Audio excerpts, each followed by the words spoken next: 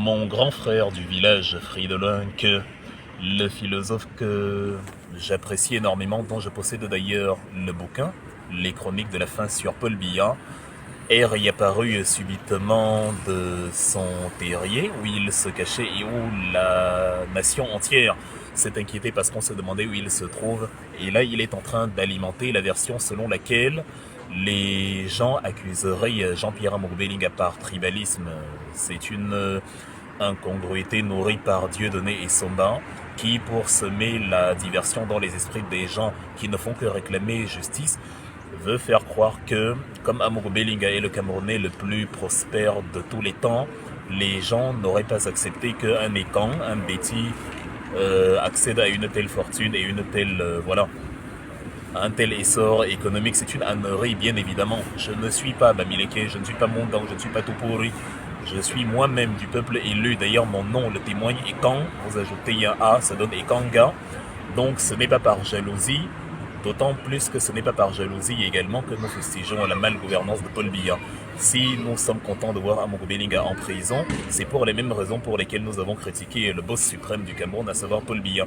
Tous ceux qui sont coupables de prévarication financière, tous ceux qui parrainent un gang de malfrats constitué de prévaricateurs, d'assassins, de maîtres chanteurs, etc., sont des gens qui, à nos yeux, ne cadrent pas avec l'éthique populaire. Et c'est d'ailleurs pour ça que nous allons toujours,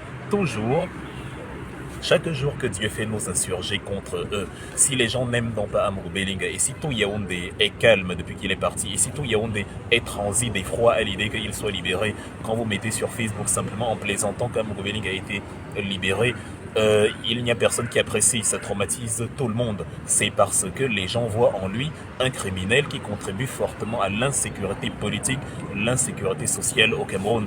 Et donc, c'est ça la raison qui motive le peuple camerounais à ne pas vouloir qu'il soit libéré, lui et tous ceux qui sont autour de lui et qui sont actuellement en détention dans les locaux du CED. Les Camerounais ont vu un individu qui par téléphone dit « Monsieur l'ambassadeur, bouclez-la-moi ».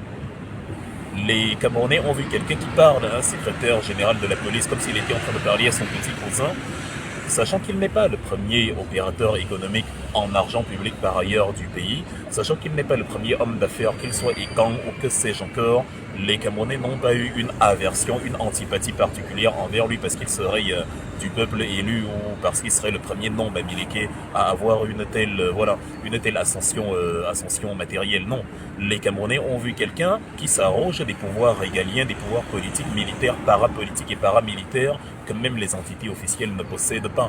Et les Camerounais ont dit « Ah non, ce n'est pas possible ». Évidemment, s'il arrive à parler comme ça à de hautes autorités de la République, à des représentants du président de la République à l'étranger, qui sait ce qu'il est encore capable de faire dans les coulisses et dont nous n'avons jamais entendu parler.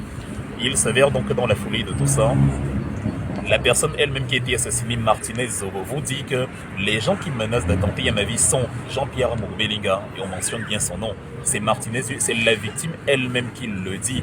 Jean-Pierre Amour Bellinga, il dit « Envoyez même les bandits, venez !» Parce qu'il connaît le mode opératoire justement des malfrats en cravate. Envoyer les bandits, venez. Et précisément, ils ont envoyé les bandits, c'est ce qu'on appelle être un commanditaire. Le mode opératoire était connu. Ils ont envoyé un commanditaire et des gens justement qui sont venus sur leur ordre assassiner ce pauvre Martinez. Et maintenant, une fois que l'enquête est ouverte, l'un des exécutants lui-même vous admet que oui, Jean-Pierre Amour Bellinga est le principal élément. Vous voyez, tout ce qui apparaît, tous les suspects, c'est-à-dire le spectre des personnes potentiellement impliquées dans cette affaire, tourne autour de Jean-Pierre Amour Bellinga. Donc, en conclusion, les Camerounais veulent se débarrasser d'un assassin, d'un maître chanteur, d'un prévaricateur de la fortune publique, d'un menteur, d'un tueur, d'un vampire ambulant. Ça n'a rien à voir avec le tribalisme. Martinez n'était pas tribaliste, mais il fustigeait justement le fait que Jean-Pierre Amour Bellinga bénéficie des lignes 94, 65 et 57 dans des proportions bien au-delà de ce que l'État prévoit. Parce que ce faussaire de Dieudonné Somba va vous raconter que oui, l'histoire des lignes est instituée parce que l'État promeut les hommes d'affaires. Oui, l'État promeut les hommes d'affaires. Nous dénonçons le plafonnement du crédit à 25% du PIB dans la problématique du franc CFA, parce que nous voulons que l'État puisse octroyer évidemment plus d'argent aux opérateurs économiques, pour qu'ils puissent générer de la valeur ajoutée, créer de la richesse et que les rentrées fiscales sont d'autant plus élevées. Mais là, on est dans une configuration où un individu, si l'État a débloqué 1 milliard, on est dans une configuration où 1 milliard doit être divisé par 1000 individus pour que chacun ait 1 million. Et on a un seul individu qui à lui seul va prendre 899 millions. Donc c'est de ça qu'il est question, c'est ça le blanchiment d'argent, c'est ça le vol, c'est ça la prévarication, c'est ça la fémania, c'est ça qui est fustigé par Martinez depuis qu'il avait commencé à enquêter sur cette affaire. Et maintenant on a tué Martinez. Et la façon dont on a tué Martinez a effrayé les Camerounais, c'est moche. Satan lui-même s'est assis comme je viens de m'asseoir et y a pris des cours. Même en enfer, on a dit bravo. Même les démons des ténèbres ont félicité Amogo Belinga et sa bande pour la bestialité avec laquelle ils ont assassiné Martinez. C'est ça qui a donc traumatisé tout un pays, et le pays justement mu par ce traumatisme ne veut pas que celui qui est impliqué, le commanditaire ou les commanditaires dans cette histoire de traumatisme, se retrouve en liberté. Où voyez-vous le tribalisme? Les relents sentimentaux, les relents tribaux, les relents familiaux que vous voulez nous appliquer pour que nous soutenions la barbarie, pour que nous soutenions le sang, ne s'applique pas aux gens qui ont la conscience révolutionnaire et l'envie de créer une société porteuse d'avenir. Ça signifie que si mon propre père, mon propre enfant est impliqué dans une affaire d'assassinat, je serai le premier à demander qu'on le coffre.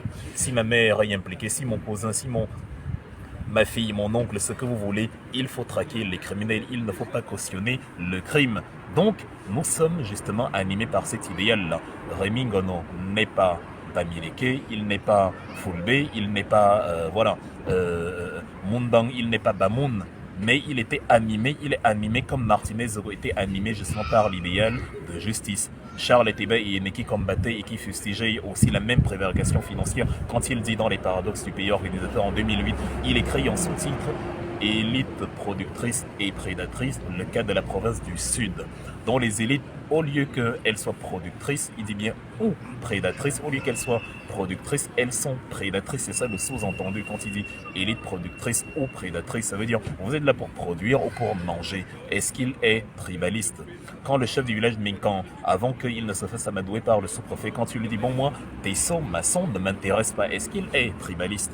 Il est en train de réclamer ce que de droit, il est en train de réclamer ce que les impôts payés par les Camerounais devraient justement, ce pourquoi ces impôts-là devraient être utilisés. Est-ce que le général Valsero, Gaston Serval, Abbé est Bamileke? Est-ce que Wilfried Ekanga est Bamileke? Non.